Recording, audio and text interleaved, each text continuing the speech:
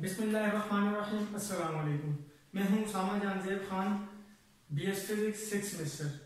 आज जो मेरा प्रेजेंटेशन का टॉपिक है वो है स्ट्रेस टेंसर, या हम ये भी कह सकते हैं स्ट्रेस एज अ टेंसर। सबसे पहले आपको स्ट्रेस टेंसर से पहले कुछ बेसिक्स पता होना चाहिए कि हमारे पास स्ट्रेस क्या होता है और टेंसर्स क्या होता है। हम दोनों चीजें ये ऑलरेडी पढ़ चुके हैं कि टेंसर्स भी इसी चैप्टर में पढ़ा है और स्ट्रेस हम छोटी क्लासेस में भी पढ़ते रहे हैं, पर यहाँ पे इसका थोड़ा बहुत टच हमें पता होना चाहिए कि ये क्या होता है। सबसे पहले तो हम स्ट्रेस के बारे में देखते हैं कि स्ट्रेस क्या है। स्ट्रेस की हम डेफिनेशन करते हैं कि resisting force per unit area जो हमारे पास होता है, हम कहते हैं कि ये स्ट्रेस है। जो हम इसकी देखते हैं mathematical form del F by del A, और इसकी यूनिट जो है वो हमारे पास पास्कल है। इसी के साथ साथ हम अगर टेंसर्स की डेफिनेशन देखें कि हमारे पास टेंसर्स क्या होते हैं, अगर हम टेंसर की बहुत सी डेफिनेशन दें, बट सिंपल डेफिनेशन जो बिल बहुत ही सिंपल है वो डेफिनेशन देखें तो वो ये है कि ये जो टेंसर्स होते हैं ये वेक्टर एडिशन को फॉलो नहीं करते। ये सिंपल अलजेब्रिक एडिशंस को, ये सब सिंपल अलजेब्रिक एडिशंस के जो लॉ हैं उन्हें फॉलो करते हैं। Not follow vector addition, obey simple algebraic addition. अब हम देख सकते हैं कि किस तरह सिंपल अगर हम देखें, हमारे पास दो वेक्टर हैं, एक वेक्टर p है और दूसरा हमारे पास q वेक्टर है। जब हम p और q वेक्टर के दरमियान हमारे पास जो एंगल बन रहा है वो एंगल है थीटा। जब हम इनके पास इनका मैग्नीट्यूड लेते हैं, मैग्नीट्यूड या p square q square plus pq cos of theta under the root. अब हमारे पास जो टेंसर्स होते हैं वो टेंसर्स इस लॉ को ओबे नहीं करते। वो जो है हमारे पास सिंपल जो अलजेब्रिक लॉज होते हैं उनको ओबे करते हैं। इसकी एग्जांपल इस तरह है, जैसे आप करंट देखते हैं, करंट आप सीधी सर्किट में देखें तो 3 एम्पीयर करंट यहां से आ रहा है और 3 एम्पीयर करंट यहां से आ रहा है, और इस नोड पे आके यहां पे जो करंट हमें मिल रहा है वो हमें कितना करंट मिल रहा है, 3 + 2 = 5। जो 5 एम्पीयर करंट मिल रहा है ये हमारे पास सिंपल अलजेब्रिक एडिशन के थ्रू मिल रहा है, और ये करंट जो है ये भी हमारे पास टेंसर्स में ही, टेंसर्स की फॉर्म में ही होता है। अब हम देखते हैं कि stress as a tensor, stress को हम टेंसर्स में क्यों लेते हैं, ये स्ट्रेस है क्या, इसी वाले से हम बात करेंगे। अब हम सबसे पहले तो आपको पता होना चाहिए ऑर्डर हमने पढ़े हैं टेंसर्स में। फर्स्ट 2 लेक्चर में सर ने भी हमें बताया है कि ऑर्डर क्या होता है, first order, zero order, second order, third order, यानी सर ने बताया। पर यहाँ पे जो स्ट्रेस है, stress basically second order tensor quantity है। Stress is a second order tensor quantity. अब वो कैसे है उससे पहले आपको पता होना चाहिए जीरो ऑर्डर और फर्स्ट ऑर्डर। अब फर्स्ट ऑर्डर, जीरो ऑर्डर ऐसी क्वांटिटीज होती हैं जिनका सिर्फ और सिर्फ हमें क्या पता हो, मैग्नीट्यूड पता हो। जैसे कि हम लेंथ को देख सकते हैं कि लेंथ में सिर्फ हमें मैग्नीट्यूड पता होता है, और ये कौन सी क्वांटिटी है, ये एक स्केलर क्वांटिटी है। अगर हम इसके साथ साथ देखें फोर्स को, फोर्स हमारे पास वेक्टर क्वांटिटी है। इसमें सिर्फ हमें इसे फर्स्ट ऑर्डर तक कहा जाता है। इसमें हमें दो बातों के बारे में इंफॉर्मेशन दी जाती है। पहली बात, हमें मैग्नीट्यूड बताया जाता है कि मैग्नीट्यूड क्या है, और दूसरा डायरेक्शन क्या है। यहाँ पे फोर्स में हमारे पास जो है वो फर्स्ट ऑर्डर फोर्स हमारे पास फर्स्ट ऑर्डर टेंसर क्वांटिटी है। अगर हम टेंसर्स की बात, स्ट्रेस की बात करें तो स्ट्रेस हमें 3 चीजों के बारे में बताता है। पहली हमें मैग्नीट्यूड बताता है, दूसरा हमें डायरेक्शन बताता है, और तीसरा हमें बताता है प्लेन ऑफ एप्लीकेशन के बारे में। ये तीनों चीजों के बारे में हमें क्या बताता है, टेंसर बताता है, और स्ट्रेस में ये तीनों चीजें मौजूद होते हैं। जैसा कि आप देखते हैं कि हम जब किसी भी चीज पे, किसी भी सॉलिड चीज पे हम फोर्स लगाते हैं तो उसका मैग्नीट्यूड भी होता है, उसकी डायरेक्शन भी चेंज होती है, और उसका प्लेन ऑफ एप्लीकेशन भी चेंज हो रहा होता है। अब इसी के साथ साथ हम देखते हैं कि हमारे पास टेंसर्स को, स्ट्रेस को रिप्रेजेंट किससे करते हैं। ये टेंसर इन स्ट्रेस किस तरह रिप्रेजेंट होता है, इसको हम टा से रिप्रेजेंट करते हैं, और इसकी रिप्रेजेंटेशन इस तरह है, txx, txy, txz, tyx, tyy, tyz, tzx, tzy और tzz। ये हम मैट्रिक्स की फॉर्म में लिखते हैं। ये 3x3 का मैट्रिक्स है। अब इसमें आपने 2 चीजें गौर से देखनी है। यहां पे जो हमारे पास ये t की सबस्क्रिप्ट में txx जो सेम क्वांटिटी है, मींस के ये जो हमारे पास प्रिंसिपल डायगोनल में ये जो तीन क्वांटिटीज है ये हमें क्या चीज बताती हैं। अब हमने पहले बोला है कि हमें स्ट्रेस में ये टेंसर हमें तीन चीजों के बारे में बताता है, एक मैग्नीट्यूड और दूसरा डायरेक्शन।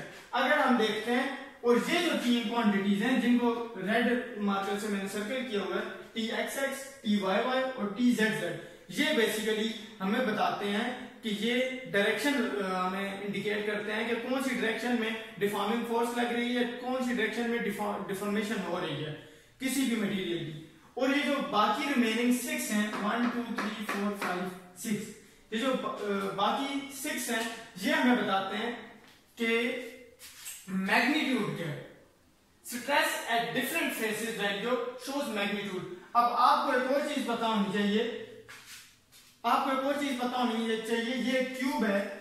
अगर हम एक क्यूब में देखें, इस क्यूब में एक्सिस ऑफ रोटेशन के साथ जो लिंक करता है, जो प्लेन होता है, उसे हम क्या कहते हैं, ये इसका क्या फेस है। और आप सबको पता है और हमें पता है कि हमारे पास जो क्यूब होता है उस क्यूब के 6 फेसेस होते हैं, मतलब कि उसके 3 एक्सिस होते हैं, वो 3D प्लेन होता है, X axis, Y axis, Z axis, और उसके फेसेस कितने होते हैं, उसके 3 फेसेस होते हैं। अब हम देखते हैं इसके साथ के ये क्वांटिटीज को लिखी है Txx, Txy, Txz। अब इनका मतलब क्या है, मैं सिंपल लेता हूं कि Txy का बेसिकली मतलब क्या है। अब Txy का ये जो x और y सबस्क्रिप्ट में लिखे हैं, इनका मतलब बेसिकली ये है, ये जो x है, x हमें रिप्रेजेंट कर रहा है कि where the stress is applied, कौन से प्लेन पे एक्सिस जो है या कौन से फेस पे स्ट्रेस अप्लाई हो रही है। ये पहला x हमें ये इंडिकेट कर रहा है। और इसके साथ दूसरा जो y है ये क्या इंडिकेट करता है, ये इंडिकेट करता है कि कौन से एक्सिस में या कौन से फेस में या कौन से प्लेन में उसकी डिफॉर्मेशन हो रही है। जैसा कि हम देखते हैं ये डायरेक्शन किस तरह चेंज हो रही है, मतलब कि y किस तरह चेंज हो। हमारे पास एक क्यूब है, ये इसका x एक्सिस है, ये भी x एक्सिस, ये y एक्सिस, ये भी y एक्सिस और ये z एक्सिस। अगर हम देखते हैं ये जो जहां पे मैंने कलर किया हुआ है ब्लू कलर से, ये इसके कौन से फेसेस हैं, ये x फेसेस हैं। जब हम x फेस पे या x प्लेन पे हम फोर्स अप्लाई कर रहे हैं दोनों साइडों से, तो इसकी डिफॉर्मेशन कौन सी डायरेक्शन में हो रही है, y की डायरेक्शन में। तो इसलिए हम कहते हैं कि ये जो सबस्क्रिप्ट में ये जो लिखे होते हैं Tx और Ty, इनका मतलब क्या है। पहले x का मतलब ये है, जो पहले लिखा होता है इसका मतलब है कहां पे स्ट्रेस अप्लाई हो रहा है, और दूसरे y का मतलब है कि कौन सी डायरेक्शन में हमारे पास स्ट्रेस या उसकी लेंथ या डिफॉर्मिंग फोर्स एक्ट कर रही है, या कौन सी डायरेक्शन में उसका मैग्नीट्यूड चेंज हो रहा है। अब एक और चीज हम इसमें देखते हैं कि हमारे पास एक ये क्यूब है, इस क्यूब में हम देखते हैं, अब इस क्यूब में काफी सारी चीजें मौजूद हैं। जैसा कि हम इसके 6 फेसेस हैं, मैंने सिर्फ 4 या 5 फेसेस बनाए हैं। बेसिकली क्यूब के 6 फेसेस होते हैं। अब इसमें आप देखते हैं कि इस फेस पे एक Ty बताया हुआ है, अगर इस फेस पे देखें तो एक Txx है और ये Ty और सेंटर वाले फेस पे एक इसकी फ्रंट साइड है और इस बोर्ड की दूसरी साइड और ये Tz है। अगर हम इस पे देखते हैं तो इसमें हमें ये Txx, Tyy और Tzz ये चीज बता रहे हैं कि हमारे पास जब हम फोर्स अप्लाई करते हैं तो कौन सी एक्सिस में डिफॉर्मिंग फोर्स होती है या कौन सी डायरेक्शन में कोई भी चीज डिफॉर्म हो रही होती है, उस पर स्ट्रेस लग रहा होता है। अब इसी की हम अगर देखें सिंपल, तो अब टोटल ये हम मैट्रिक्स में देखते हैं, टोटल हमारे पास कितनी है, 9 है, जिनमें से 3 हमारे पास जो प्रिंसिपल डायगोनल है Txx, Tyy, Tzz, ये हमें बेसिकली डायरेक्शन के बारे में बताता है कि डायरेक्शन किसी भी जो जब हम स्ट्रेस अप्लाई करते हैं तो कौन सी डायरेक्शन में इसकी लेंथ में चेंज आ रही है या कौन सी डायरेक्शन में इसमें चेंज आ रही है। अब ये जो Txx है, Tyy और Tzz, ये तीनों चीजें हमें बताती हैं, ये तीनों चीजें हमें इंडिकेट कर रही होती हैं शियर स्ट्रेस के बारे में। शियर स्ट्रेस हमने पढ़ा हुआ है पहले, शियर स्ट्रेस, टेंसाइल स्ट्रेस और इसी तरह और भी बहुत से हैं, बट वहां वो हमारा टॉपिक नहीं है इसलिए हम वो डिस्कस नहीं कर रहे। हम सिर्फ और सिर्फ मैं ये बताना चाह रहा हूँ ये T X X, T Y Y और टी जेड जेड हमें ये इंडिकेट करते हैं ये कौन सी स्ट्रेस है, ये शीयर स्ट्रेस है। और ये जो रिमेनिंग है ये T X Y, T X Z, T Y Z, ये जितने भी डिफरेंट सबस्क्रिप्ट के हैं, मतलब कि कहाँ पे एक्स आ रहा है, वाई एक्स वाई मिक्स हो रहे हैं, तो ये हमें बताते हैं कि ये नॉर्मल स्ट्रेस है।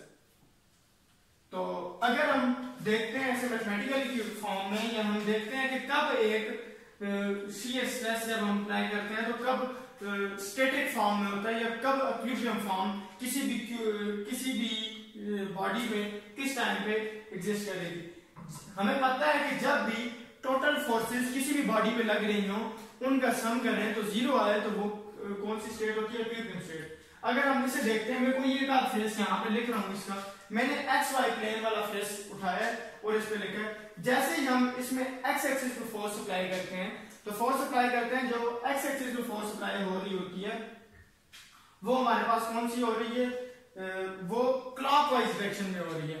और जो वाई डायरेक्शन में जो हमारे पास टी वाई वाई है वो हमारे पास उसकी जो मूवमेंट है वो एंटी क्लॉकवाइज हो रही है। मतलब कि टी एक्स एक्स इस तरह मूव कर रहा है और टी वाई वाई इस तरह। मतलब जब हम इनका सम करते हैं तो हमारे पास जो टोटल आता है वो हमारे पास जीरो, हमारे पास जो फोर्स होती है वो जीरो होती है। इसी वजह से जो हमारे पास स्ट्रेस है वो हमारे पास इक्विलिब्रियम स्टेट में आ जाता है। अगर हम यहाँ पे देखते हैं, हम इस टेबल में देखें तो हमें इस टेबल में वो तीन चीजें बता रहा है स्ट्रेस टेंसर्स में।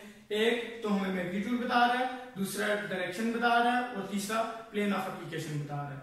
ये तीनों चीजें हमें इसके बारे इसमें पता चलती हैं। ये टॉपिक तो बहुत ज्यादा लेंथी था बट मैंने कोशिश की है कि हमारा टाइम बहुत कम था, इस वजह से मैंने इसे वाइंड अप किया। फिर भी कोई क्वेश्चन होता है, कोई कंफ्यूजन होती है तो आप मुझसे पूछ सकते हैं। Thank you so much.